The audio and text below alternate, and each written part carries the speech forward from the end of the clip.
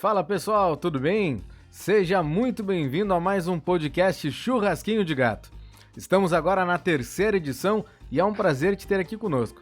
É um prazer ter a tua companhia em mais uma edição, onde nós vamos abordar aí vários assuntos, com certeza que daqui a pouco uma sacada pode te ajudar na tua carreira, no teu desenvolvimento e vai ser muito bacana.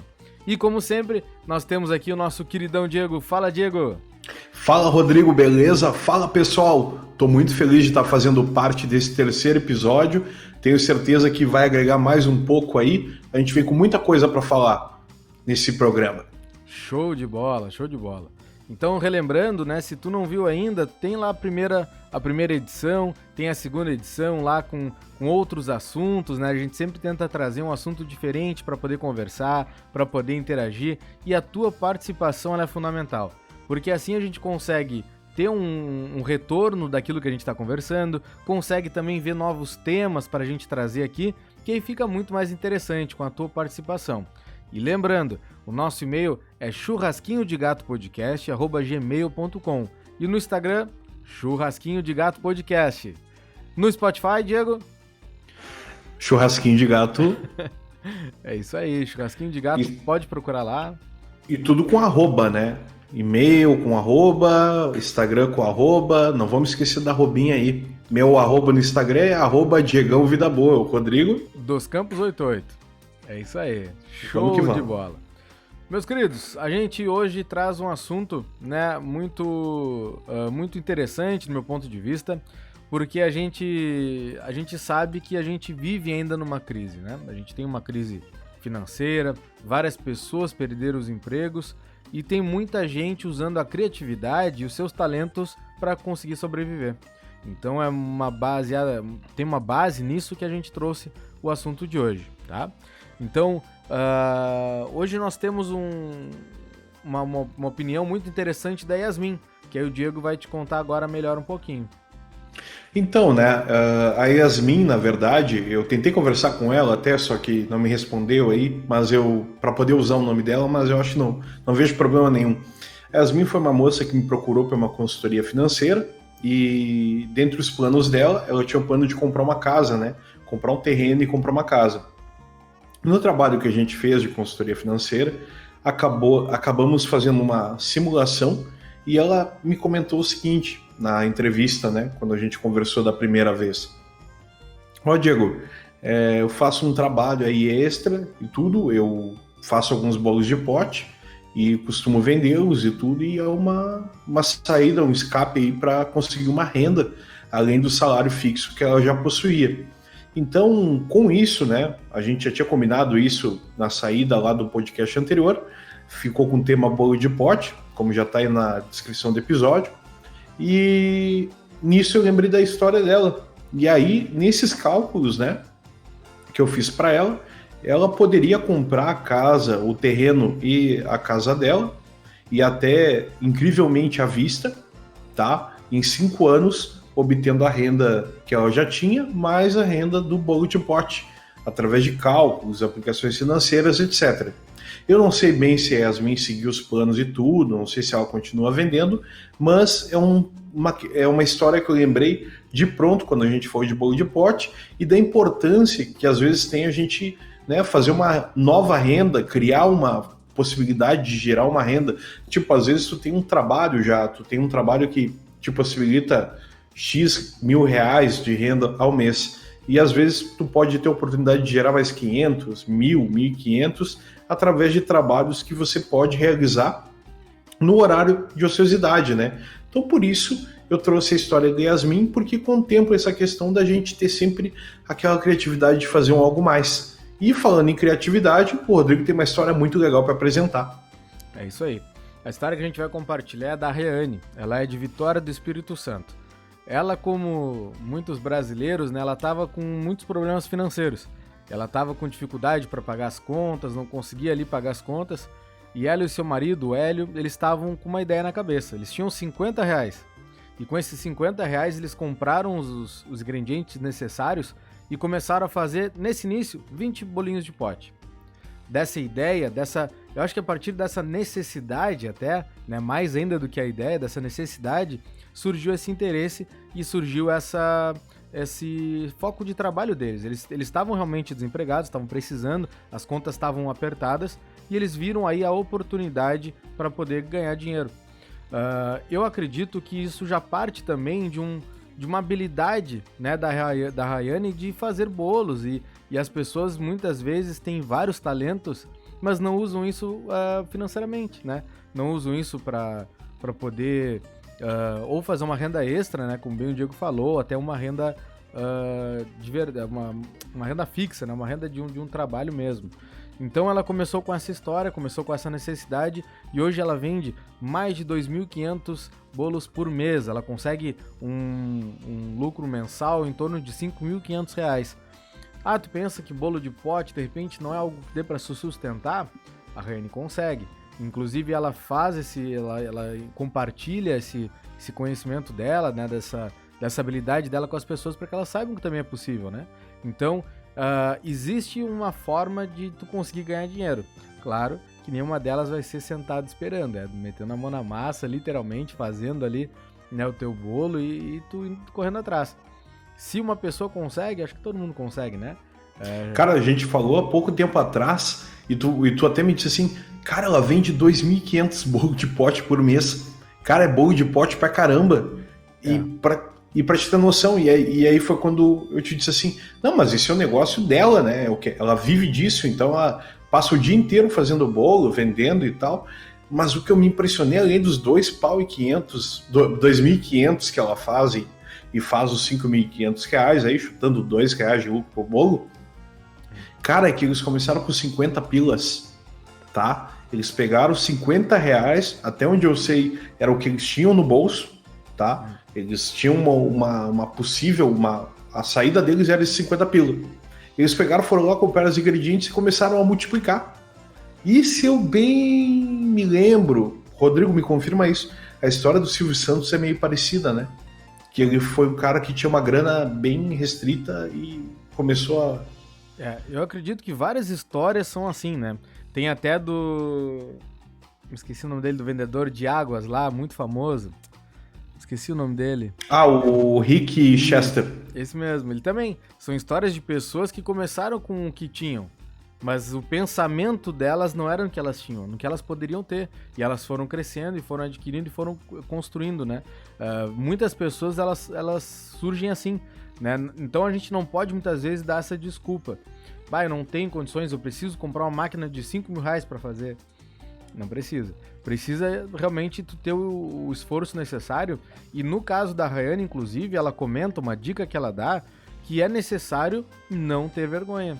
Ora, ela pode ser uma baita boleira, ela pode fazer um doce maravilhoso, mas se ela não tiver a disposição de sair atrás para vender as coisas, para poder ter o sorriso no rosto e convencer as pessoas de que elas podem provar aquilo ali, podem provar o bolo dela e depois comer de novo, é fundamental, né? Tu não pode apenas ser um fabricante do produto, tem que vender também, tem que fazer toda a parte do negócio. Então isso é um grande desafio. Isso é até uma coisa que eu ia comentar, talvez a gente fale dos programas mais na frente, quando a gente tiver se aprofundado um pouco mais, é a questão dos múltiplos, porque dependendo do teu ponto nessa escalada de empreendedorismo, num primeiro momento tu não enxerga o potencial dos múltiplos, mas a partir de um certo momento tu vai ver, e todo empreendedor tem essa visão lá, né, depois de um certo tempo, que o dinheiro não serve mais para ficar parado ou colocado em alguma aplicação, ou daqui a pouco sendo gasto em besteira. Todo o dinheiro que tu vai pensar é em reinvestir e gerar múltiplos, porque aí esse dinheiro que tu vai reinvestir, ele vai tirar mais dinheiro e por aí vai. Então, eu só estou falando meio por cima porque é um tema meio complexo de se tratar, mas hoje a gente vai falar de uma coisa que eu gosto muito, que é produção. Falou da Rayane aí e tudo, e essa questão do bolo de pote vem muito a calhar, porque às vezes o que eu vejo muita dificuldade é em relação às pessoas a calcularem, né, Rodrigo? Então, as pessoas têm muita dificuldade em calcular, entender quanto custa o preço do seu produto, e também vem nesse acompanhamento a questão de pensar qual é a margem de lucro que eu tenho, quanto eu vou cobrar por isso aqui, e isso é um ponto bem interessante que a gente vai discutir ao longo desse episódio, mas ao mesmo tempo é muito interessante a gente abordar esse assunto que é tabu para muito empreendedor. Eu tenho até uma coisa para falar mais lá na frente, mas que combina totalmente com essa história de custo, de como vou produzir, quanto vou cobrar, qual o meu custo, qual o meu lucro, mas vamos chegar lá, né, Rodrigo? É isso aí, vamos junto. Né? E uma das coisas também, uma das dicas, né, que a Rayane também dá nesse depoimento dela, enfim, é de que tu precisa acreditar. Parece uma coisa muito óbvia, né? Tem que acreditar, mas é claro que tem que acreditar. Imagina que tu faz e, se vender, vendeu. Cara, tu já começa vencido, né? Tu tem que ir realmente, olha, eu vou voltar pra casa quando eu vender tudo. Eu não quero voltar pra casa com doce, não. Eu quero vender tudo. Isso vai moldando o teu caráter empreendedor também, né? De tu realmente colocar uma meta, nem que seja uma meta por dia. Olha, hoje a minha meta é vender tudo. E eu não vou desistir até lá. E isso aí faz com que realmente as pessoas consigam chegar em lugares que elas nunca chegaram. Tem pessoas, que nem o Diego falou, que elas daqui a pouco elas querem assim, eu vou tentar fazer ali um salário de R$2.000. Só que depois que ela fez 2.000, ela já quer 3, depois 4, e não existe um limite para isso, né? Tem uma célebre frase aí, rapidinho, que o Érico Rocha fala, que é queimar pontes, né? Então, quando tu vai para esse caminho do empreendedorismo, tu queima pontes, porque às vezes tu larga um trabalho, às vezes tu pega um dinheiro que tu tinha ali, que daqui a pouco era o que tu precisaria para garantir 1 mês ou 2 da tua família, e tu vai lá e te joga num projeto.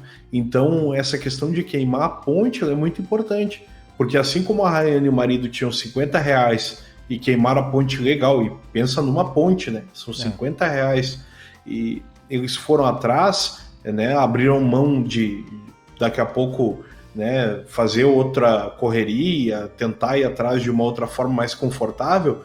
Não, eles saíram dessa zona de conforto e foram atrás. Isso lembra um bocado a minha história também, porque eu passei um pouco por isso. Quando eu saí, eu fiquei muito pouco tempo na última empresa, então não tinha muito dinheiro para viver por muito tempo. Eu peguei um empréstimo lá bem louco, né? Peguei o dinheiro lá e disse assim, eu vou ficar com esse dinheiro até enquanto eu conseguir aguentar. Tomara que a minha empresa fature até então. Minha empresa levou 3 meses para emitir a primeira nota e receber o primeiro faturamento. Então, logo, isso é queimar uma ponte também. É um desafio, é um risco grande, mas a gente tem que fazer esse sacrifício, né, Rodrigo? Com certeza. E muitas vezes a gente tem oportunidades, né? E as oportunidades elas variam de acordo com a tua necessidade. No caso da Rayane, eles não tinham o que fazer. Se eles não fizessem nada, eles estariam condenados a passar fome, né? Então tu chega num limite, numa posição em que tu não tem como piorar, digamos assim. Tu tem que correr atrás mesmo. Depende apenas de ti, né? Às vezes a gente fica colocando muitos limitadores na nossa vida, né? De, eu preciso fazer daquela forma, eu preciso que tudo dê certo, mas às vezes a gente se esquece de que a gente precisa fazer, começar a fazer, né? Eu vejo pessoas realmente que elas conseguem crescer de uma forma que elas se surpreendem muito. Mas quando tu vê o brilho no olho dela de correr atrás sempre, olha, eu tenho conhecido algumas pessoas que elas são assim, elas não almejam muito assim, daqui a 10 anos, como que eu vou estar? Não, eu quero ver hoje eu vou vencer, e amanhã eu vou vencer, e depois de amanhã... E é assim que se vai, né? Às vezes tu pode ter oportunidades, né? E tomara que tu tenhas. Tomara que não seja necessário tu ter necessidades, né? Com a redundância, mas a necessidade ela te obriga a... Cara, ou eu mato ou eu morro. E aí é complicado. E geralmente, né, muitas histórias de empreendedores, muita história de quem teve sucesso nos negócios é justamente em cima disso, é muito sacrifício, muita renúncia, muita porrada que a vida dá, né? A gente toma muito não, a gente tenta emplacar nosso negócio, fazer as coisas acontecerem, e cara, às vezes é desmotivador totalmente. Então eu sempre tiro que para o cara ter sucesso como empreendedor, ele não pode desistir logo nas primeiras quedas. Ele tem que cair, aprender e levantar de novo. E vou tentar. Eu já tenho essa lição, eu já tenho não. Vou tentar de novo. E por aí vai. Porque muitas vezes as pessoas tentam, abrem o negócio, ficam ali 3 meses, não vai dar. E às vezes elas dão tchau para a oportunidade da vida delas, para o sonho delas se realizar. Então eu tenho uma história que eu vi há um tempo atrás aí no Day One da Endeavor, né? Que é uma coleção de vídeos muito legal que tem no YouTube. Maioria motivadores, porque mostra a gente que fez muito sacrifício para chegar onde está. Cara, e tem a história do dono da Flytour, que é uma companhia de turismo que cresceu muito aí, vinha crescendo, né? Que agora com essa pandemia aí as empresas de turismo tomaram revés, mas a Flytour vinha crescendo muito e a história desse cara é muito engraçada. Ele era gaúcho, ele é gaúcho, na verdade, desculpe, e ele saiu daqui do Rio Grande do Sul, subiu no ônibus porque estava morando com a irmã, porque pai e mãe não tinha como sustentar, e foi-se embora para o Rio, mandaram ele de volta do Rio para o Rio Grande do Sul, e aí ele fez uma correria de novo, mas assim, eu não vou falar mais, pesquisa lá no YouTube, bota Day One, né, Day de dia, e algarismo, né, desculpa, quase que eu confundi com o algoritmo, mas o algarismo 1 e coloca Flytour, que aí, Day One da Flytour, tu vai saber a história daquele cara. Mas, seguimos adiante aí, Rodrigo. Não, é isso aí. Mas a gente sabe também que é importante começar bem, né? Realmente, como o Diego falou, muitas vezes, a maioria das vezes, os negócios não dão certo de largada e de início, cara. Não tem como, né? As pessoas ainda não te conhecem, tu tá conquistando o mercado. Isso aí faz parte. Tem empresas que demoram anos para dar certo. E quando dão certo, realmente tu consegue olhar para trás e dizer, passei um sufoco, mas agora eu venci, né? Mas realmente é normal, isso é extremamente normal, até porque no início tu tem investimento, né? Às vezes o investimento pode ser pequeno ou pode ser dos mais variados, mas pode falar. Tu sabe que eu tenho uma empresa de consultoria, né? Uhum. Então eu comecei com consultoria aí há 4 anos e, cara, eu lembro das pessoas me encontrando assim, logo que eu tinha aberto a empresa. Diziam, tá tudo bem, tá tudo legal, assim, a empresa tá dando pra... Tipo, as pessoas queriam saber se você não tava ferrado não, sabe? Se eu não tava morrendo de fome. Mas, tipo, ninguém me dizia assim, tu tá mal, tá precisando de alguma coisa? Não, era só pra saber se eu tava morrendo de fome. Porque assim, cara, depois que tu faz essa escolha, ninguém vai ir lá e tirar um troco do bolso e te ajudar. É muito difícil. Então, assim... todo mundo acha que ir para o caminho do empreendedor, do empreendedorismo, é meio que um suicídio, né? Para a maioria das pessoas a maioria das empresas dura muito pouco, né? Tem estatística, dura menos de 2 anos, né? Mas eu lembro muito disso aí, das pessoas chegarem para mim, e aí, tá dando? Sabe? Uma coisa assim, como se a pessoa dissesse assim, esse cara tá ferrado, esse cara tá apavorado.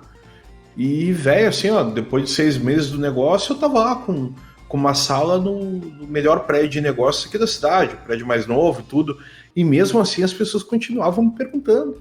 E eu disse assim, cara, não tô entendendo, porque sinal que a gente tem que passar fome, tem que passar mal, tu abrir um negócio, ainda mais na área, né, porque consultoria é muito complicado, é uma área muito complicada de tu vender, de tu fazer negócios, as empresas não gostam de receber consultoria, é muito complicado, mas assim, eu lembro que isso me chamava muita atenção, eu comentava muito isso com as pessoas, eu dizia, cara, as pessoas me perguntam se eu tô bem, não basta um sorriso no rosto, autoestima, eu tá com a minha camisa, tranquilo, com uma expressão tranquila, não, as pessoas tinham que saber que estava tudo bem. Obrigado pela preocupação, tá tudo bem, tá tudo muito bem há 4 anos, diga-se de passagem. Então, assim, eu sou muito grato pela preocupação das pessoas, mas também tem aquela coisa de assim, e aí, será que não deu errado? Será que vai dar? E, tipo, é comum acontecer, não vou dizer, isso acontece dentro da família da gente, isso acontece com amigos, com pessoas que só nos conhecem, tá errado? Não tá. Tá bem, é uma espécie, quer saber, tá perguntando, mas assim, às vezes a gente não tá no melhor momento do dia, às vezes a gente não tá no melhor momento do negócio também. Sim. Então a gente às vezes tá nadando demais, passando trabalho, e as pessoas vêm e tu sabe que não é preocupação, né? Porque se é preocupação, o cara finca o pé e diz assim, não, tô aqui contigo, que tu precisar aí, né? Assim como eu pego na mão de muita gente, eu não faço essa coisa superficial, eu chego lá, chamo, quero saber se tá bem, se não tá bem, eu quero saber por quê, e se não tiver bem mesmo, eu quero ajudar. Porque isso é o ideal. As pessoas, quando abrem negócio, quando estão começando, elas precisam disso. Não precisam de sondador, não precisam de gente que só quer saber se tu não tá passando mal para depois comentar com os outros. Porque às vezes tem ser humano que se alimenta de fofoca apenas. Bom, pareceu um momento de desabafo, né? Mas vamos seguir o podcast. Mas pior que é. E eu sou daquela opinião de que todos os teus planos e sonhos, eles não têm que ser muito compartilhados mesmo, tá? Eu acho que tu tem que fazer realmente... claro, tu vai falar pra tua cônjuge, pra tua esposa, pro teu marido, enfim, ali... Mas não dá pra ficar realmente ampliando muito isso, porque é muito pitaco, é muito envolvimento desnecessário. Às vezes, na própria família, realmente há desestimularizadores. É impressionante. Pode falar. Não, que isso. E ainda mais uma coisa, tem uma coisa que eu falei em palestras que eu dei aqui, né? Eu fiz umas palestras aí motivadoras e eu disse exatamente isso. Não tomem conselhos de quem não realizou nada. Porque quem não realizou nada não tem bagagem, não tem sucesso. E sucesso não precisa ser uma coisa assim, ó, não precisa ser milionário, não precisa ter uma Lamborghini Aventador na garagem. Não. Cara, sucesso é simplesmente tu poder ter feito algo, ter deixado tua marca na história. É só isso. Por menor que seja a tua marca, tu deixou, tu escreveu alguma coisa. Então, assim, sempre tomem cuidado com quem está aconselhando vocês. Porque às vezes quem está aconselhando vocês não fez nada, não saiu da zona de conforto.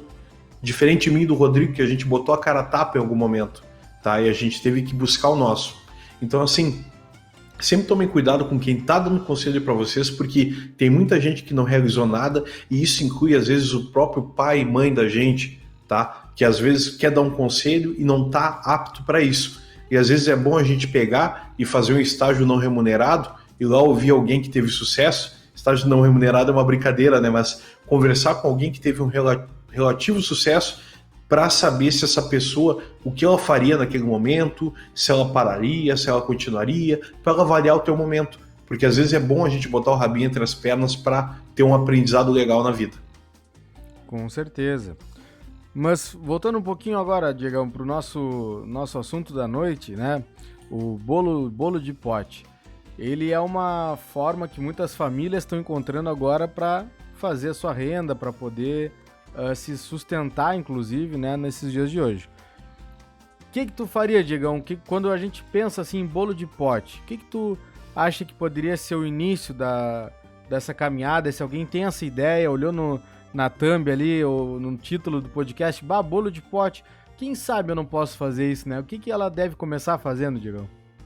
Beleza, vamos lá. Vamos fingir que é o Diego que tá querendo fazer bolo de pote, tá? Primeiro, o Diego não sabe fazer nem o bolo básico. Nem o bolinho de laranja o Diego sabe fazer, tá? Então o que o Diego vai fazer? Tem conteúdo pra caramba na internet, tem coisa pra caramba no YouTube. Eu te digo uma coisa, nesse isolamento que a gente fez, eu aprendi a cozinhar. Muita coisa que eu não tinha ideia de como ia fazer, eu ia lá no YouTube, buscava um videozinho, aprendia e fazia. Coisa mais simples. Então assim, ó, deve ter conteúdo pra caramba de bolo de pote. Esses tempos eu ouvi falar que até tinha gente que vendia curso de bolo de pote. Tem. Deve ser um bolo de pote super especial. Então daqui a pouco vale a pena pagar para te reproduzir localmente. Mas, seguindo por essa linha aí, eu começaria aprendendo a fazer o bolo de pote. E ao mesmo tempo, o que eu pensaria? Eu pensaria em 2, 3 pilares aí para eu começar o meu negócio. Primeiro, tem que ter um nome, uma marca, né, para desenvolver, porque é um negócio que eu posso fazer em casa, então não preciso fazer uma pesquisa de mercado, nem explorar localidades, bairros para buscar. Então eu primeiro olharia essa questão da minha marca, do meu nome, de como eu vou me apresentar. Eu gosto muito do Instagram, é uma rede maravilhosa. Depois eu olharia para a parte de custos, né, que é uma coisa que a gente vai abordar aí. Eu sei que tu vai falar, então não vou entrar nela ainda. E Principalmente, eu veria se eu tenho equipamento, ferramenta e tudo para reproduzir isso em quantidade. Porque não basta eu fazer 6 bolos de pote. Tirando aí pela margem da Rayane, ela ganha 2 pila, 2,50 por bolo de pote. Com 6 eu ganho R$15 por dia. Não tem como eu viver disso. Talvez eu até tenha, mas eu preciso de mais quantidade para render mais. Então, negócios de produção, de fabricação, precisam de quantidade. Não pensa em fazer pouco, tu tem que fazer, multiplicar muito para aquela margem virar uma lucratividade que tu deseja ter, ao dia, ao mês, ao ano. Mas eu começaria por esses 3 pilares, Rodrigo. Criação do nome e tudo, estrutura de marketing, depois a questão de como fazer, né, e depois a questão de como escalonar equipamento para criar quantidade, tá? Então eu começaria dessa forma. Exato. Eu já acho que eu faria um pouquinho diferente. O que eu acho que eu faria? Por isso que eu te amo, Rodrigo. Por isso que eu te amo. Tu pensa diferente de mim. Não, isso é muito legal. Mas cada um tem um jeito e é isso aí. É por isso que o podcast dá tão certo, viu? Por isso que eu gosto tanto de fazer o podcast contigo. É muito bom. Mas o que eu acho que eu faria primeiro? Antes de qualquer coisa, ver se eu sei fazer também. Isso é parecido contigo. Primeiro, eu sei fazer? Eu não sei fazer, então vou aprender a fazer. Beleza. Tá, agora que eu já sei fazer, eu consigo ver perto da minha casa, na minha cidade, próximo, quem são as pessoas que fazem. Aí eu consigo ter já algumas referências, né? Eu consigo saber o que elas fazem. O que elas fazem talvez não seja interessante eu fazer. A partir do momento que tu entra no mercado com alguma coisa que já existe, eu tentaria puxar pro lado diferencial. Sabores, tamanhos, aí o cenário te mostrar. Mas tem que ter uma análise primeiro de mercado, né? Até porque tem que pensar assim, olha, eu preciso fazer um número que me sustente, ou que vale a pena. Então eu preciso realmente pensar direitinho da onde eu quero chegar, né? A Rayane mesmo lá, o marido dela vendia de bicicleta. Não tem nada de errado nisso, né? A gente pegar uma bicicletinha, a pé, eu já vi gente levando em carrinho de feira. Não tem problema, isso aí é a estratégia que tu vai definir como for melhor pra ti. É a tua logística. E a logística ela é muito pessoal, ela parte das coisas que tu já tem em casa e tu tentar assim, ó, comprar o mínimo de coisas possíveis. Eu acho que tu precisa também verificar se tu consegue fazer tudo sozinho. Por quê? Se tu já começar com pessoa, não vale a pena. Isso é um negócio para tu começar, para tu fazer, experimentar, e compartilhar com os teus amigos, familiares para provarem. Olha, acho que pode ser assim, acho que a opinião é boa nesse sentido. Tu gostou, não precisa dizer que é para negócio, tu apenas dá um presente. Tu gostou? Mas como é que eu podia deixar ele melhor? E ouvir as pessoas, elas estão experimentando aquilo. E dali tu pode tirar 1001 coisas que podem fazer um diferencial. Existe uma coisa chamada gestão da reclamação, que eu tô me apaixonando por isso. Por quê? Porque toda reclamação, ela é um presente, se tu for parar pra pensar. Porque se a pessoa reclama de algo pra ti, quer dizer que ela tem interesse que tu melhore. Ela tá te dando a oportunidade de melhorar. Então, se ela tá me dando a oportunidade de melhorar, é porque ela não quer simplesmente me ignorar. Então, poxa, muito obrigado pela tua reclamação. Eu vou tentar fazer o máximo para poder melhorar isso para ti. E aí tu consegue cativar esse cliente e fidelizar ele também.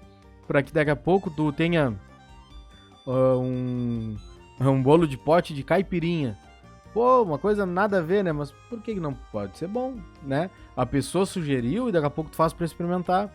Daqui a pouco outras pessoas também têm o mesmo gosto e tu já tem um produto diferente, né? Então eu acho que tem que ter essa análise assim inicial.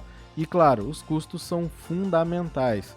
Já vi acontecer casos da pessoa chutar valores. Tu acredita, Diego? Assim, ó. Isso aí vai valer 8, aquele ali 10. Tá, mas por que é 8? Ah, porque é 8. O pessoal mais ou menos cobra isso? Não, cara, não pode. Não pode, né? Até dei umas dicas lá, mas, cara, não dá pra chutar valor. Isso é uma coisa que eu lembro que a gente discutiu e é uma coisa que o meu pensamento não bate com o teu, que tu falou na questão de diferenciação, de sabores, etc. Isso é uma coisa que quando tu montou o churrasquinho na época, eu fui um cara que bateu e disse assim, cara, tu tem que começar com 1, 2 ou 3 sabores, porque no início tu tem que estar de olho no custo, e é uma coisa que eu foco muito, né, que é a estratégia, ou tu tem uma estratégia de custo ou uma estratégia de diferenciação. E aí, quem tem o bolo de pote, cara, daqui a pouco tu pode gerar sabores que tu não vai vender. E aí, para quem tá dando o seu primeiro passo, pode ser um risco, mas como tu falou, depois de um tempo de consolidação, de tu estar mais firme no negócio, alguém te sugere um sabor, daqui a pouco tu vai ter um giro maior desse sabor e vai conseguir. E com o tempo tu vai pegar o jeito, né? Foi assim que tu começou também. Eu lembro que eu bati o pé contigo, a gente discutiu bastante nisso, porque eu prezava muito pela estratégia de custo, que é tu reduzir essa possibilidade de diferenciar tanto para te conseguir concentrar os teus investimentos onde tem um giro maior, né? De negócio. A gente Pode falar. Não, entra aí, depois eu entro numa outra coisa. Tá, só depois a gente até faz a gente com certeza vai fazer um podcast específico do churrasquinho, né? O do espetinho, que eu acho que tem algumas sacadas que são muito bacanas ali, né? Mas naquele momento ali eu fiz algumas coisas que, por incrível que pareça, não é por ser um churrasquinho, uma coisa tão pequena, mas até hoje não existiram na cidade de Pelotas, por exemplo. Tem coisas que eu fiz naquela época que até hoje não existem. Isso eu acho muito bacana, né? O pensamento inovador. A gente pode ter um pensamento inovador, a gente não precisa ter um pensamento tradicional. Algumas pessoas têm, outras não. Isso aí é normal, é da pessoa, né? Mas com relação ao bolo de pote, na verdade, tu pode ter algumas sacadas que são muito mais fáceis para ti. Se tu começa a trabalhar o bolo de pote como uma produção com elementos, por exemplo, eu tenho uma massa padrão, mas o recheio eu vario. Então eu posso montar na hora os meus recheios. E aí tu consegue fazer quase um pedido personalizado. Isso vai te trazer o frescor ainda dos produtos, tu vai usar apenas os materiais ali, as matérias-primas ali para aquele bolo de pote especificamente, e aí tu consegue entregar uma coisa muito mais personalizada para a pessoa. É uma estratégia também de negócio, uma estratégia de pensamento. Existem pessoas que fazem assim, eu acho legal. Até porque tem um detalhe, né, interessante no bolo de pote. O bolo de pote pode trabalhar sob encomenda. Sim. Então muita gente às vezes vende pelo WhatsApp ali, já sai uma encomenda, alguma coisa, e também pode sair via outro aplicativo, um e-commerce em si. Mas, cara, outra coisa que tu levantou foi a questão do preço, de como calcular preço. Eu tenho uma história legal, que foi uma consultoria que eu dei, espero receber um dia por ela, mas uma consultoria que eu dei para uma pizzaria. Era um rodízio de pizza. Desculpa que eu não recebi mesmo. E aí o seguinte, a pizzaria não sabia quanto, se ela lucrava ou não com o valor que ela cobrava pelo rodízio. Era um valor abaixo das demais aqui da cidade, só que tinha um detalhe. Quando eu sentei para fazer, eu disse assim, não, vou focar em produção, porque se tu quer descobrir quanto custa a tua pizza, quanto tu lucra, tem que descobrir a produção. Então eu vou me sentar com o cara, eu vou desenhar isso aí. E daí eu vejo que tem duas matrizes para negócios pequenos de custos, né? A primeira matriz, que é uma coisa mais complexa, né? Eu vou falar da simples primeiro. A simples, e eu dou essa ideia para quem quer começar a produzir bolo de pote, etc. É o seguinte, é tu pegar, ir lá no super e comprar tal coisa, quantos ingredientes tu acha que vai consumir ali, tantas caixas de leite condensado, de farinha, isso e aquilo, e comprar as matérias-primas e fazer. Depois tu vê quanto tu gastou, calcula ali pelo custo que tu teve, quantos renderam, e aí tu divide aquilo ali, vê quanto deu de custo, né? Vamos dizer que deu R$1,35 ali, porque eu consegui... Vamos arredondar o número para ficar mais fácil a conta, né, Rodrigo? Vamos botar R$1,50 a unidade, porque eu consegui fazer 15 bolinhos ali, consegui fazer 10 bolinhos de pote e custou R$15, tá? Toda a matéria-prima no geral. Aí eu divido ali aqueles R$15 a matéria-prima pelos 10 bolinhos que eu fiz e dá R$1,50 por unidade de custo. Aí eu coloco uma margem de lucro ali, que quanto a pessoa achar que está de forma decente. Acho interessante fazer uma pesquisa de mercado para saber quanto cobrar, se vai estar dentro ou não, que de nada adianta tu achar que teu bolinho de pote é o melhor do mundo e botar 500% de margem de lucro, vender ele a R$10 e tu não conseguir vender. Exatamente. Então, E aí o seguinte, o que eu queria implantar naqueles caras lá que não me pagaram, voltando a esse assunto aí, que deveria ser feito um cálculo de custo em cima do que seria utilizado para produzir cada pizza, e aí eu deduziria daquela pizza quantas fatias ela renderia para eu saber quanto custaria cada fatia, para eu poder estipular. Óbvio que numa noite era mais fácil eu controlar quantas pizzas eles produzissem por dia, né, ou produzissem no dia inteiro, o número de ingredientes que eu conseguiria mensurar quanto rendeu, quantas pessoas comeram lá e qual a média de valor de rodízio, qual a média de custo que teve para a média de lucro. Aí eu conseguiria precisar, de alguma forma, nos primeiros estudos para saber qual a margem de lucro daquela pizzaria, se é que ela tinha margem de lucro. Ela não existe mais. Então até por isso que eu estou falando aí que estão me devendo, né? Mas justamente por isso. Porque se tu não consegue precisar quanto custa o teu produto e quanto tem de lucro, tu já está começando totalmente errado. Chance de sucesso já se reduz um monte. Daqui a pouco tu tá pagando para trabalhar. Tu vê um monte de dinheiro entrar ali no teu negócio, né? Daqui a pouco a pizzaria abre de noite, né? A noite foi lá, rendeu 3, 4 mil reais aquela noite. Mas daqui a pouco tu gastou 13.500, 13... E aí tu já não vai pagar custo de energia, custo de produção, custo de mão de obra de pessoas, né? E não vai ter lucro. E aí o que adiantou? Rendeu, fez um baita de um dinheiro, girou um baita... Acontecer. Oi? E é comum isso acontecer. Né? Gira um baita de um dinheiro, acha que tá faturando, e tu tá faturando, mas lucrando que é bom, às vezes não tá. Não, pode vai lá.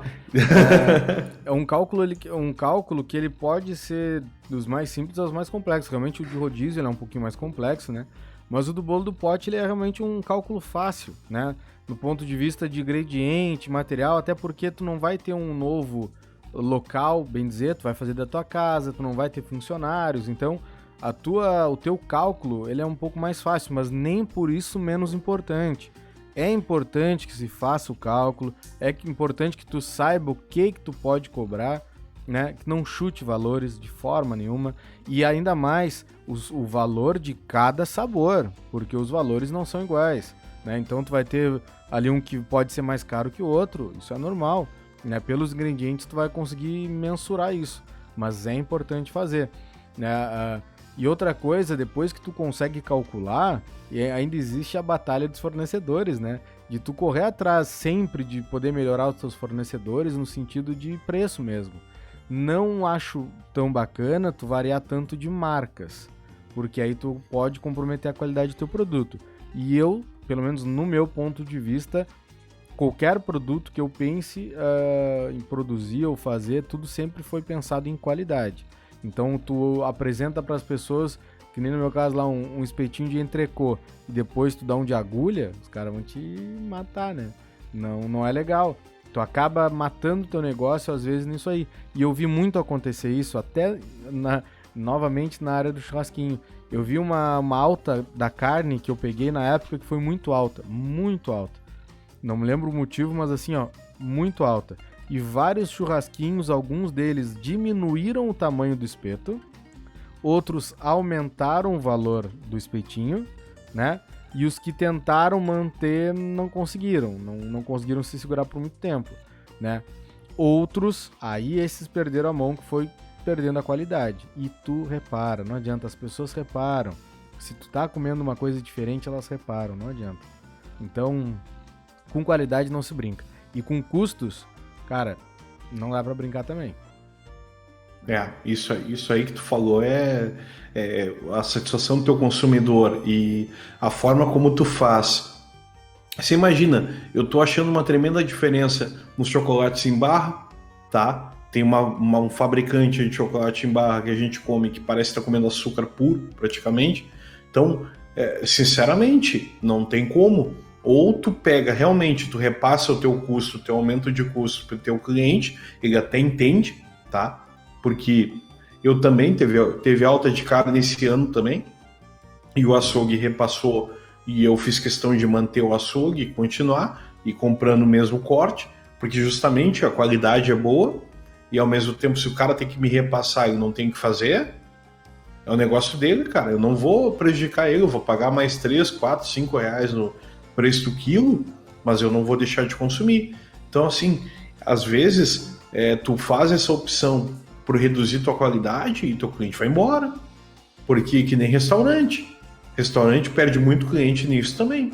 O cara vai lá, faz um estrogonofe com a carne X, aí depois passa para carne Y, o cliente percebe, caramba. É que nem os caras que trocam coração por moela, cara. Eu fico pé da vida com isso. Sempre fiquei muito... Isso foi muito motivo já de eu largar lugares que eu comia por causa que o cara fazia essa jogada.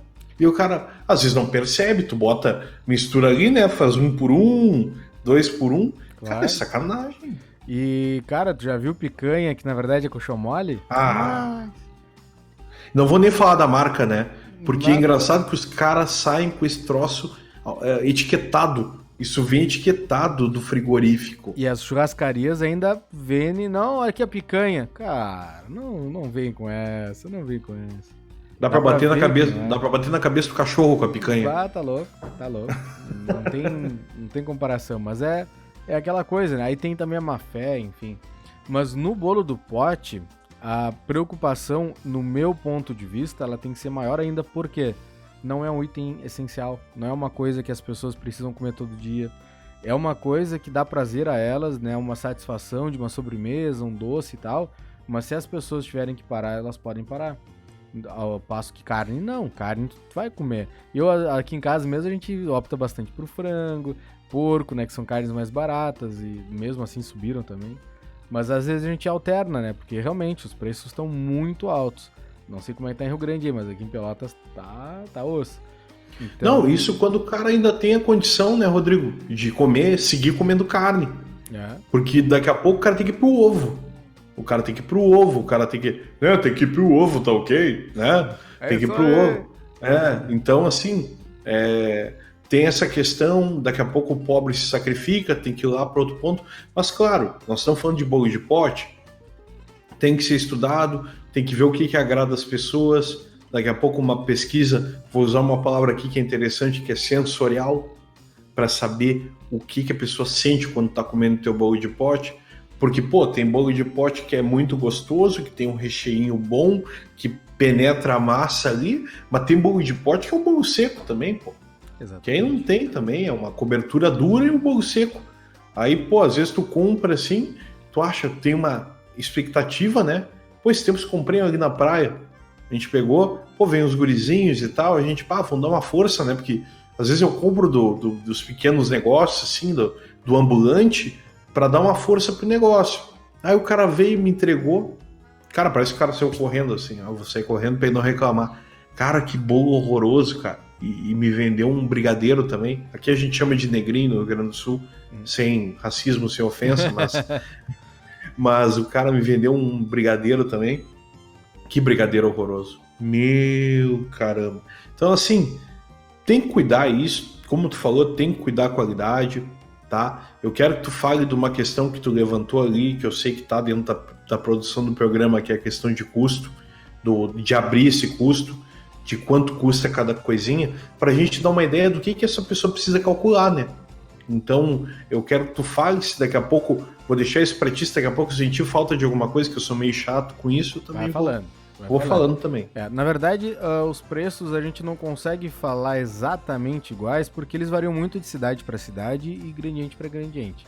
Mas, por exemplo, a gente fazendo uma pesquisa rápida, a gente consegue procurar, por exemplo, os potes, que são específicos, né?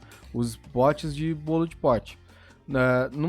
Num cálculo bem simples, assim, nós conseguimos achar potes a 70 centavos, 65 centavos, aí entra a briga pelo fornecedor. A partir do momento que tu consegue fazer uma produção legal, tu consegue comprar uma quantidade legal. E aí assim tu consegue baratear os teus preços, né? Não adianta, às vezes a gente tem que realmente fazer um esforço para conseguir uma quantidade um pouco maior, 100 potes, 200 potes, porque isso vai te gerar um lucro individual maior. Então isso é importante, né? Daqui a pouco tu procurar. Existem fornecedores, né, cara, todos os cantos do Brasil. Não necessariamente tu precisa ir no centro da tua cidade e comprar.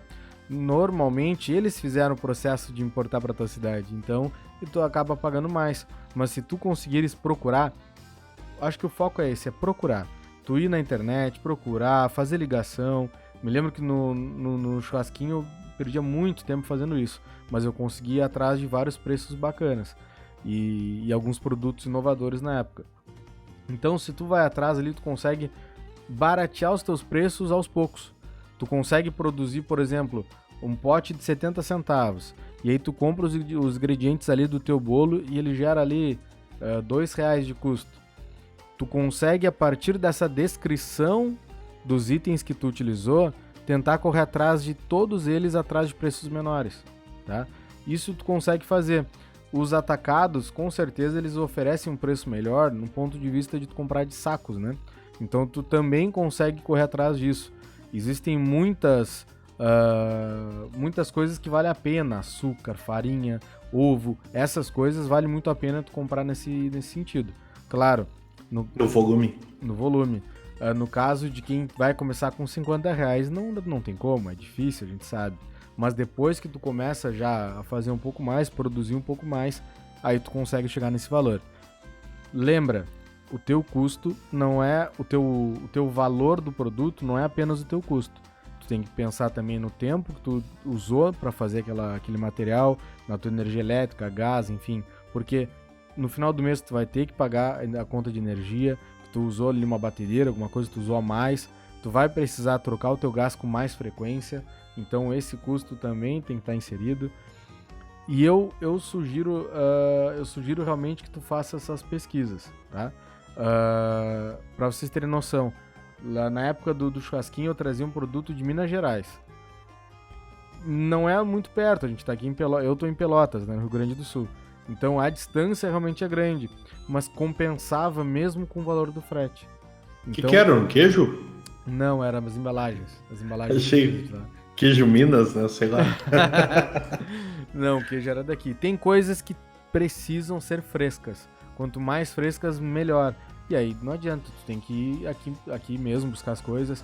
Se tu vai trabalhar com morangos, frutas e coisas, precisas ir numa feira, num local onde tenha produtos mais frescos. Se o teu supermercado ele tem os produtos mais frescos, pode ir.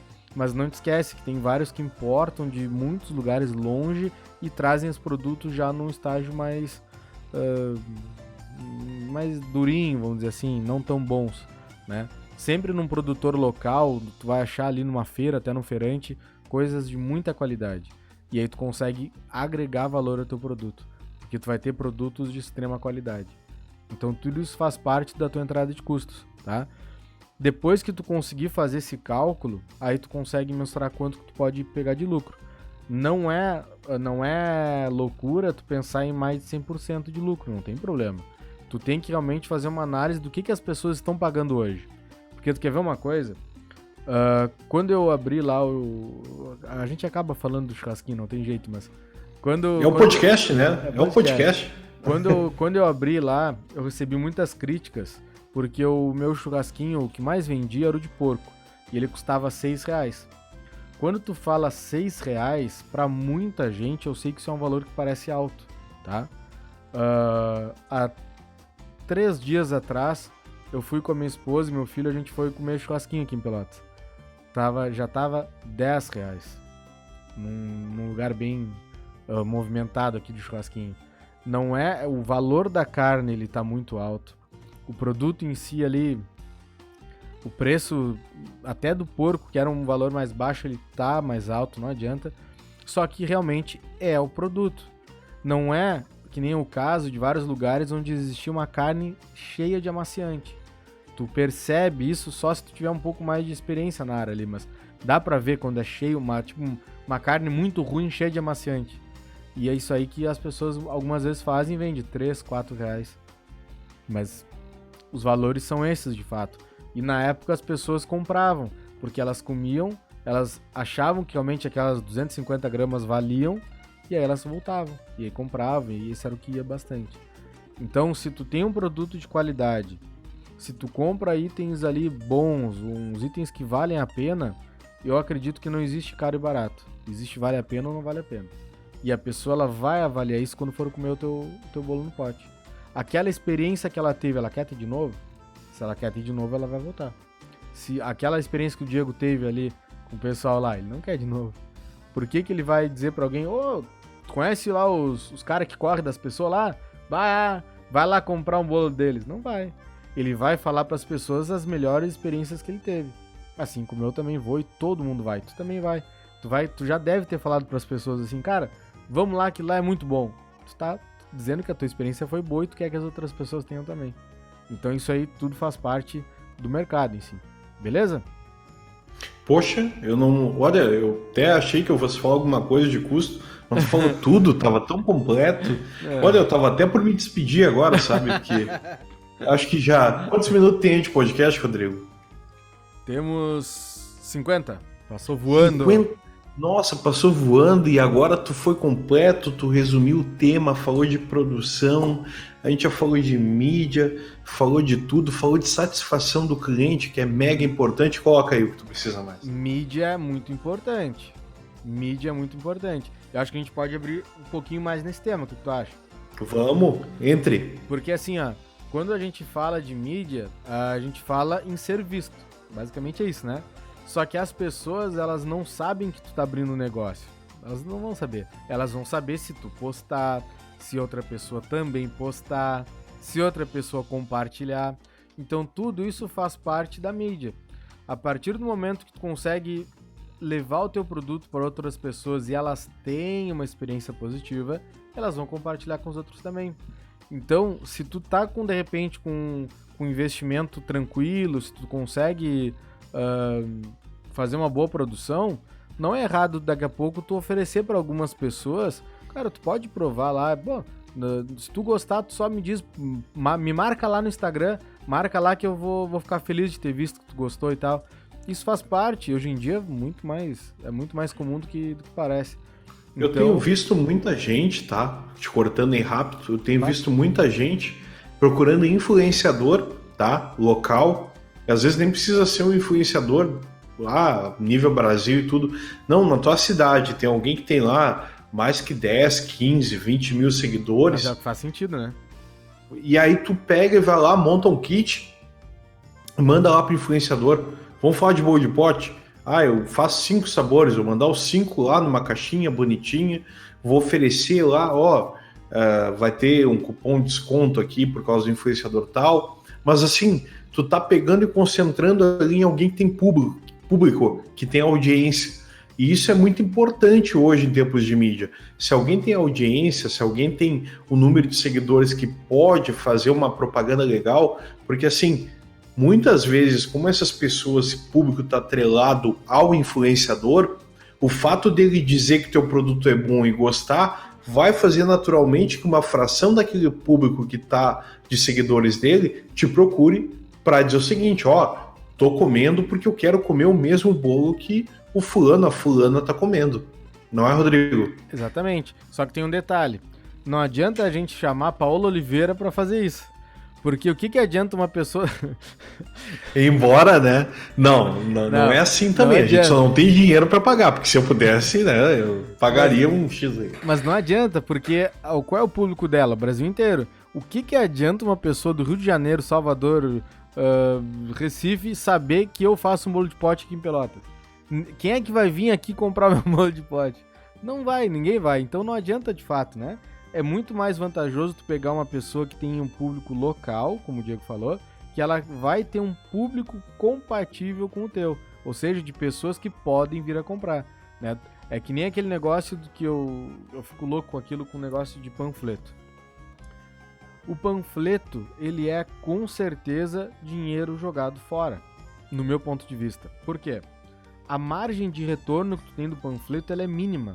Porque as pessoas pegam já virando a cara, já procurando lixo, e elas muitas nem olham pro que tá escrito lá. Então tu tá botando dinheiro fora, botando dinheiro fora, botando dinheiro fora. Agora, se eu tô montando um bolo de pote aqui no meu condomínio, por exemplo, e eu vou na caixa de correio das pessoas que moram no condomínio, eu não tenho muito mais chance daquelas pessoas verem que é próximo, enfim, e comprarem? Será que se eu for nas casas da Redondeza e deixar um papelzinho ali embaixo, não é muito mais fácil de elas virem a comprar? Né? Eu vejo pessoas querendo vender Havaiana no Alasca. Não adianta, né? Tu tem que entender onde é o teu mercado, onde é o teu público, porque aí tu vai ser mais assertivo. Cara, dinheiro não dá pra gente jogar fora hoje em dia, né? Tu vai converger muito mais se tu entender quem são as pessoas. Aí entra uma outra jogada do marketing também, né? Que é o próprio Facebook, Instagram, enfim, que são aqueles anúncios patrocinados, né? O AD, aquele, o teu filtro que tu consegue mensurar dentro da plataforma. Por exemplo, eu consigo fazer um anúncio que ele vá apenas para mulheres de 30 a 50 anos que gostam de doces. Eu consigo fazer isso. E eu não vou gastar R$50 para todo mundo. Eu vou gastar 50 naquele nicho de pessoas. E aí tu consegue ser assertivo. Deixa eu parar rápido, porque eu quero fazer um paralelo que tu falou uma coisa muito legal. Então essa propaganda visual, essa propaganda de panfleto que tu acabou de enumerar, ela tem uma relação direta com a proximidade. Com certeza. Então vamos dizer que a questão de tu criar uma mídia impressa, né, uma mídia física, e levar ela até o teu público na Redondeza, faz com que o público entenda que tem uma relação de proximidade e que que crie uma oportunidade de tu ter novos clientes graças àquela mídia impressa. É isso? Eu acho que eu me expressei mal realmente. Mas assim, não. É que... Eu só quero destacar essa relação, porque eu achei muito interessante. Eu não tinha pensado nisso. Isso é um ponto que tu levantou que é bem interessante para quem está começando o seu pequeno negócio. Porque hoje em dia, quando eu pensei em calçadão, pensei em carro, sabe? Tu para na sinaleira e vem as pessoas te entregarem as coisas. Desde que na informação esteja claro onde tu tá, que é, por exemplo, tu não precisa dizer o teu endereço, mas tu pode dizer assim, entrega grátis para a região do centro. Tu já tá dizendo que aquelas pessoas ali vão ter mais tendências a te escolherem. E tu pode levar para elas ali que elas vão querer. Qualquer benefício que tu leve para elas, como um frete grátis, uma entrega grátis, elas vão gostar. Todo mundo gosta de um mimo, de um benefício. Então isso pode ser um benefício que vai te trazer aquelas pessoas daquela região. Isso é muito comum, é muito comum de acontecer. O que eu pensei até era realmente lá no calçadão de Pelotas, por exemplo, que é extremamente movimentado. Tem lá, sempre tem pessoas entregando panfleto lá. Mas, às vezes eu vejo até que eles já ficam próximos das lixeiras já. É impressionante. As pessoas já pegam aquilo ali, já colocam no lixo mesmo e não absorvem aquilo que a pessoa investiu o dinheiro, né? Tu não consegue ser tão assertivo naquele momento, né? Tu converte muito poucas pessoas ali, pouquíssimas pessoas. Com certeza, com certeza. Até porque a gente vê isso até em caso de eleição, né, Rodrigo? Que a gente passa muito esses trabalhos hoje em dia, que é a questão os caras utilizarem santinho ainda. Pô, isso tá ultrapassado pra caramba, tá? Se o cara me entrega um santinho, eu já tô fora dele. O cara não tem consciência ambiental, o cara não tem respeito pela natureza, né? Isso tudo se envolve consciência ambiental, natureza, mas assim, o cara tá fazendo um negócio ali que muita gente vai pegar, vai jogar fora, com sorte vai jogar dentro de uma lixeira. Pô, então assim, ó, não dá mais, né? Pô, tem vídeo, tem YouTube, tem rede pra caramba. Véi, você só precisa juntar um link ali, ó. A hora que tu pegar e linkar teu eleitor e dizer assim, ó, tô nessa plataforma, e teu eleitor vai lá buscar e já vai se inteirar de tudo que tu quer fazer. Chega disso aí. Tamo fora já. Independente do ouvinte, de quem tá nos ouvindo, independente do teu gosto político, da tua afeição política, o presidente da República se elegeu pelo Facebook, pelo Instagram, pelo WhatsApp, muitas vezes ali. Ele se elegeu pelas plataformas das mídias sociais. Ele não se elegeu realmente nos santinhos, né? Nem em debate quase ele foi. Mas ele se elegeu de acordo com a plataforma do momento. E aí é importante as pessoas se colocarem nesses ambientes também, né? Barack Obama. Não faltam exemplos, né? Não faltam Só exemplos. E aí qual é a relação que também tem que ser muito importante? Por mais simples que possa ser, o teu produto é legal que ele tenha essa identificação também. Se a pessoa pega aquela identificação e sabe que tem um WhatsApp, tem um telefone ali que ela possa entrar em contato, aquele adesivo pode ficar guardado com ela para ela depois vir a ligar de novo para ti, ou também pode ser compartilhado com outras pessoas. Eu acho que quando ele vai na embalagem, ele te mostra para as pessoas, isso é muito importante. Agora, se tu consegue deixar alguma coisa também de fácil acesso, melhor ainda. Uma página no Facebook, até um site, acho que hoje em dia já está um pouco ultrapassado, assim, acho que não é tão interessante. Mas uma conta no Instagram, no meu ponto de vista, hoje em dia é o que converte bem. Eu lembro de uma moça que foi lá no escritório, lá na época que eu tinha escritório no prédio, e ela vendia sobremesa light, tá? E eu não esqueci mais do anúncio dela, do atendimento dela. O que ela fez? Ela batia na porta lá das salas e se apresentava e tudo, oferecia o produto e deixava um cartãozinho com o número de contato. E aí, beleza. Eu lembro que quando a gente conversou lá, ela teve lá, me vendeu eu disse assim, quem sabe tu não faz uma lista de transmissão no WhatsApp? Isso é um assunto que a gente até falou, acho que no primeiro programa. E ela pegou, em vez de fazer a lista de transmissão, ela fez um grupo. E aí, tu já viu, né? Grupo não dá certo. O certo é lista de transmissão. Pegou e acrescenta lá, coloca 100 contatos numa lista de transmissão. Se todo mundo tiver teu número na agenda, todo mundo vai receber. E aí é o único lugar que tu vai concentrar a tua mídia lá, tu vai enviar tuas promoções, tua propaganda, a propaganda do produto, e não vai ter aquele risco de todo mundo se encontrar num grupo, porque não tem propósito nenhum, um monte de gente que não se conhece, não tem nada a ver, se encontrar no grupo, tu não vai conseguir vender, é muito complicado, e aí com a lista de transmissão facilita isso, porque tu vai mandar isso para cada um, e cada um, se responder, responde diretamente para ti, então é muito mais prático. Mas isso me lembrou muito da questão da conquista dela com o cliente, ela lá bater, explicar qual era o produto, qual era o trabalho, né? Então isso me chamou muito a atenção e eu não esqueci mais daquela propaganda, todos esses tempos, até no último verão ela estava na praia vendendo o produto dela. Eu disse, pois é, eu já comprava de ti lá, comprei mais uma vez ali na beira da praia. Então assim, às vezes a impressão que tu deixa, às vezes essa marca de tu ter feito um trabalho legal, de conquista do teu cliente, apresentar teu produto, faz toda a diferença também. Você tem que ficar conhecido como o fulano do bolo de pote, assim como o Rodrigo do churrasquinho, o Diego da empresa de consultoria. Então, assim, você tem que carregar no sobrenome o nome do teu negócio. Então, que aí vai ter uma relação de identidade e a pessoa já vai saber te procurar. Eu sei quem faz isso, é o Diego. Eu sei quem faz isso, é o Rodrigo, é a Yasmin, é a Ruth, é o Pedro, entendeu?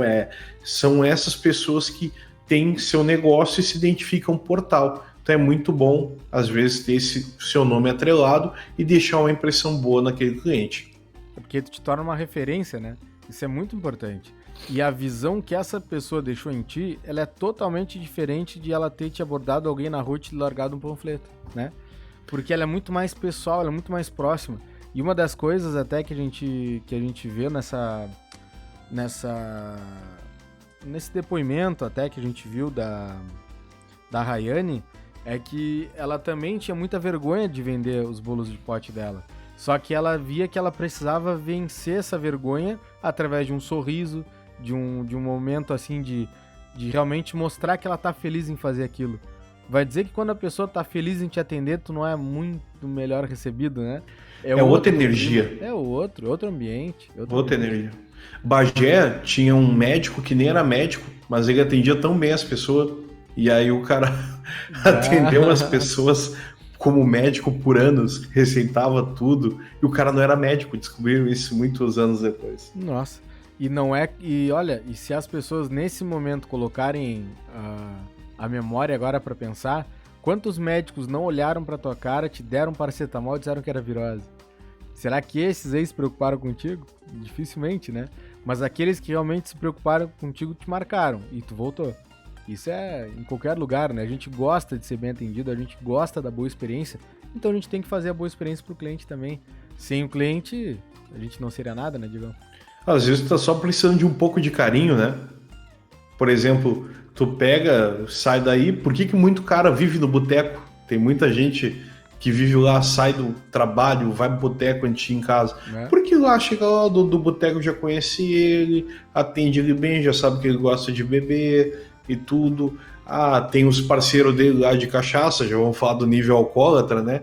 Os caras que já estão acostumados lá e conhecem cada um do bar. Então tem todo um ambiente que colabora para isso e tem um atendimento direcionado para ele, tem um ombro amigo. Então isso faz toda a diferença. A gente não ia comer lanche no Sanata direto? Ia, né? Quantas vezes a gente não foi lá, engordou pra caramba, mas foi feliz, porque a gente gostava de sentar naquela mesa cheia de cachorro na volta e comer o nosso lanche ali na frente do direito, né? Até com chuva a gente ia, que horror. Não adianta. Então faz toda a diferença esse reduto, esse atendimento, essa atmosfera que é criada, que é onde a gente se sente bem. A gente gosta de estar perto de quem nos faz bem. Isso em matéria de tudo. Ninguém gosta de estar perto de chato, de mala, de reclamão. Não gostamos. A gente gosta de estar perto de gente que nos faz bem. Então, se o teu negócio atende bem em tudo e ao mesmo tempo tem um cuidado com o cliente, com certeza a chance de sucesso é bem maior, de fidelização do teu público. Com certeza. Eu acho que é a hora. Então, meus amigos, se por acaso o bolo de pote é aquilo que tu sonha, que tu pensa, que tu idealiza, vai fundo. Espero que a gente possa ter te ajudado em alguma sacada, alguma ideia, para que tu possa sair do desespero e possa progredir, crescer e continuar conosco. Isso é o que é muito importante também, né, Diego? E se alguém fazer bolo de pote influenciado por esse episódio desse podcast, manda uma direct, por favor, pro @churrasquinho de gato podcast, ou um e-mail pro churrasquinho de gato podcast @gmail.com, porque eu e o Rodrigo queremos provar o teu bolo de pote e a gente quer mostrar isso, porque é muito legal motivar as pessoas e fazer com que elas realizem sonhos ou criem a sua própria liberdade. Eu fico muito feliz com isso. Com certeza. A gente sabe que muitas vezes a crise vai existir, isso é normal, mas a gente tem capacidade para sair de qualquer delas. Então, se de repente tu tá com alguma dificuldade, inova, cria, tu vai conseguir, primeiro te capacita e tu vai atrás, que aí tu vai conseguir ter resultados com certeza brilhantes, tá bem? Espero que vocês tenham curtido mais esse episódio, nós vamos ficando por aqui, mas no próximo episódio nós teremos mais um assunto. Gostaríamos muito do teu retorno, do teu comentário, dizendo para nós o que vocês gostariam de ouvir, qual assunto pode ser relevante para o próximo Churrasquinho de Gato. E aí a gente vai poder dar continuidade nesse momento de, quem sabe, transformar vidas? Quem sabe, Diego? Com certeza, a gente está aqui para isso e, além disso, trazer muito bom humor. O que eu tenho ouvido falar do podcast é, eu ligo o podcast e o tempo passa, nem parece que passou um episódio inteiro de 1 hora. A gente fica muito feliz com isso, é sinal que a gente está fazendo esse negócio da forma certa. Show de bola, e para nós também, passa voando, isso que é muito bacana. Então tá, pessoal, até o próximo. Valeu, Diegão, até o próximo, velho. Beijo, beijo, beijo. Valeu! Falou, tchau, tchau.